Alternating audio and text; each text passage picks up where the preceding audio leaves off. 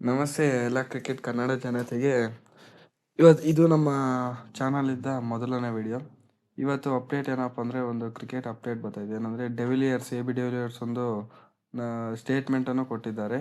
ಆ ಸ್ಟೇಟ್ಮೆಂಟ್ ಏನಪ್ಪ ಅಂದರೆ ಇವಾಗ ಯಶಸ್ವಿ ಜೈಸ್ವಾಲ್ ಅವರು ಇಂಗ್ಲೆಂಡ್ ಟೂರ್ಗೆ ಟೀಮಿಂದ ಡ್ರಾಪ್ ಆದರು. ವಿರಾಟ್ ಕೊಹ್ಲಿ ಅವರು ಎಂಟ್ರಿ ಆದರು. ಇಲ್ಲಿ ಏನಪ್ಪ ಹೇಳ್ತಾರೆ ಅಂದರೆ ಯಶಸ್ವಿ ಜೈಸ್ವಾಲ್ ನೋಡ್ತಿದ್ರೆ 3 ಇನ್ನಿಂಗ್ಸಲ್ಲಿ 2 ಸೆಂಚುರಿ ಹೊಡೆದಿದ್ದಾರೆ. ಎಷ್ಟು ಚೆನ್ನಾಗಿ ಪರ್ಫಾರ್ಮ್ ಮಾಡಿದ್ರು ಇಲ್ಲಿ ಕೊಹ್ಲಿ ಅವರು ಬರಲೇಬೇಕು, ಬಂದಿದ್ದಾರೆ.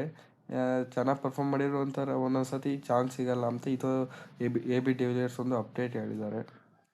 ಅಪ್ಡೇಟ್ ಏನಪ್ಪ ಅಂದರೆ AB ಡಿವಿಲಿಯರ್ಸ್ ಅವರು LSG ಅಂದರೆ ರಿಷಬ್ ಪಂತ್ ಅವ್ರ ಬಗ್ಗೆ ಒಂದು ಸ್ಟೇಟ್ಮೆಂಟ್ ಕೊಟ್ಟಾರಂತೆ. ಆ ಸ್ಟೇಟ್ಮೆಂಟ್ ಏನಪ್ಪ ಅಂದರೆ ನೋಡುವಲ್ಲ ಇವಾಗ ಕುಲ್ದೀಪ್ ಯಾದವ್ LSGಗೆ ಹೋಯಿದ್ದು, ಅಂದರೆ ಪಂತ್ ಮತ್ತು ಡಿ ಸಿಗೆ ಬಂದಿದ್ದು, ಅದ್ರ ಬಗ್ಗೆ ಒಂದು ಮಾತಾಡಿದ್ದಾರೆ. ಆ ಮಾತೇನಪ್ಪ ಅಂದರೆ AB ಡಿವಿಲಿಯರ್ಸ್ಗೆ ಮುಂದೆ ಒಂದು ಗಟ್ ಫೀಲಿಂಗ್ ಇತ್ತಂತೆ. ಅಂದರೆ ರಿಷಬ್ ಪಂತ್ ಅವರು ಪ್ರೆಷರು ಆ ಮ್ಯಾಚ್ ಟೈಮಲ್ಲೆಲ್ಲ ನೋಡ್ತಿದ್ವಲ್ಲ, ಅದೆಲ್ಲ ಏನಕ್ಕಪ್ಪ ಅಂದರೆ ಓನರ್ ಅಂದರೆ LSG ಓನರ್ಶಿಪ್ ಇದ್ದಾನೆ. ಆ ಮ್ಯಾನೇಜ್ಮೆಂಟ್ ಅಂತಲ್ಲ, ಓನರ್ಶಿಪ್ ಇದ್ದಾನೆ ಆ ಥರ ಪ್ರೆಷರ್ ಕಾಣ್ತೈತೆ. ಅದೆಲ್ಲ ಮ್ಯಾಚೆಲ್ಲ ಕಾಣಿಸ್ತಿತ್ತು.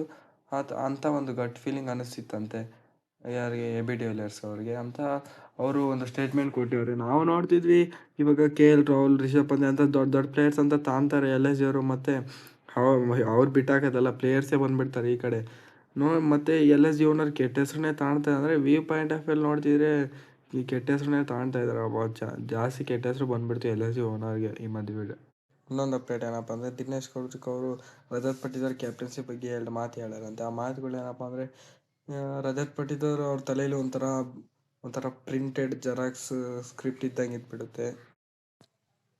ಅಂದರೆ ಮುಂದೆ ಏನೇನು ಮಾಡಬೇಕು, ಅಂದರೆ ಯಾವ ಬೌಲರ್ಸ್ಗೆ ಎಷ್ಟು ಓವರ್ ಹಾಕ್ಸ್ಬೇಕು, ಇವಾಗ ಯಾವ ಬೌಲರ್ನ ಹಾಕ್ಸ್ಬೇಕು, ನೆಕ್ಸ್ಟ್ ಯಾವ ಬೌಲರ್ನ ಹಾಕ್ಸ್ಬೇಕು ಅಂತ ಅವ್ರ ತಲೆಯಲ್ಲಿ ಏನು ನೋಡುತ್ತೋ ಅದೇ ಮಾಡ್ತಾರಂತೆ. ಯಾವಾಗ ನಗು ಮುಖದಲ್ಲಿ ಇರ್ತಾರೆ. ಮತ್ತು ಅವರು ಅಷ್ಟೊಂದು ಕೋಪ ಎಲ್ಲೂ ನೋಡಿಲ್ಲ. ಕೂಲಾಗಿ ಕಾಮಾಗೆ ಇರ್ತಾರೆ. ಸ್ವಲ್ಪ ಕ್ಯಾಪ್ಟನ್ಸಿ ಬಗ್ಗೆ ನೋಡ್ತೀವಿ, ರ್ಯಾಶ್ ಆಗೋದು, ಬೈಯೋದು ಆ ಥರ ಎಲ್ಲ ಮಾಡ್ತಾರೆ. ಆದರೆ ಈ ರಜತ್ ಪಟ್ಟಿದಾರ್ ಆ ಥರ ನಾನು ಎಲ್ಲೂ ನೋಡಲಿಲ್ಲ, ಕೂಲ್ ಕಾಮಾಗಿ ನೋಡಿದೆ ಅಂತ ಹೇಳಿದ್ರಂತೆ. ಹಾಗೆ ಅವ್ರ ತಲೆಯಲ್ಲಿ ಏನು ನೋಡಿದ್ರೆ ಅದೇ ಕೂಲ್ ಕಾಮಾಗಿ ಮಾಡ್ತಾರಂತೆ ಅಂತ ಒಂದು ಅಪ್ಡೇಟು, ಒಂದು ಸ್ಟೇಟ್ಮೆಂಟು ದಿನೇಶ್ ಕಾರ್ತಿಕ್ ಅವರು ಕೊಟ್ಟಾರೆ.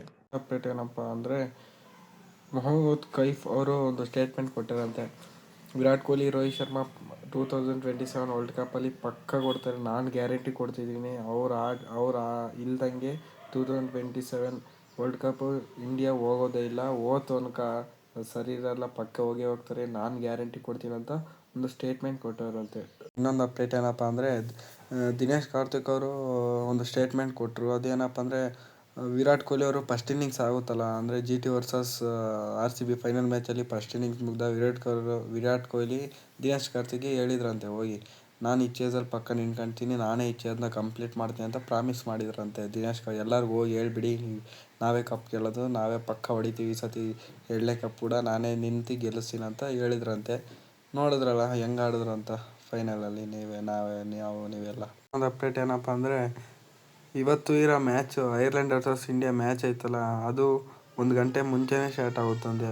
ಏನಕ್ಕಪ್ಪ ಅಂದರೆ ಇವಾಗ ICC ವುಮೆನ್ಸ್ ವರ್ಲ್ಡ್ ಕಪ್ ನಡೀತೈತಲ್ಲ, ಅವ್ರಿಗೂ ಸ್ವಲ್ಪ ಜಾಗ ಮಾಡಿಕೊಡೋಣ.